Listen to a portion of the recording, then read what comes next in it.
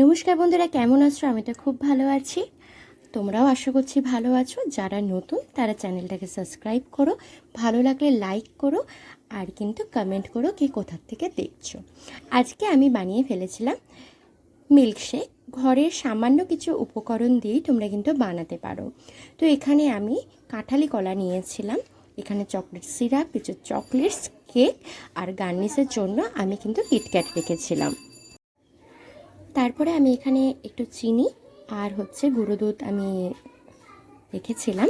তোমরা চাইলে চিনিটাকে স্কিপ করতে পারো, কারণ বাদবাকি যে উপকরণগুলো আমি ইউজ করছি তার জন্য কিন্তু মিল্কশেকটা কিন্তু প্রচণ্ড মিষ্টি হবে। তো মনে হয় যে তোমরা চিনিটা স্কিপই করো, কারণ আমি চিনি দিয়েছিলাম বলে প্রচণ্ড মিষ্টি হয়ে গেছে। আচ্ছা, এটা কিন্তু ফোটানো দুধ, আর এটাকে ঠান্ডা করে রেখেছিলাম। দুধটাকে একটা কাঁচের গ্লাস নিয়ে নিয়েছি, তার মধ্যে একটু ডিজাইন করে নিচ্ছি।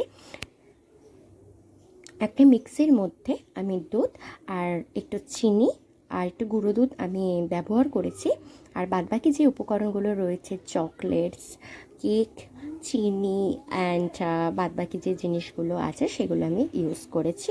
দেন আমি ভালো করে ব্লেন্ড করেছি।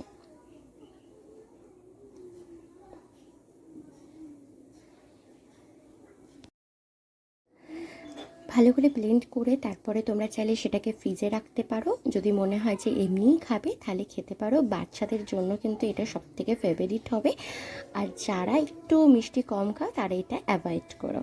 তো কেমন লাগলো ভিডিওটা?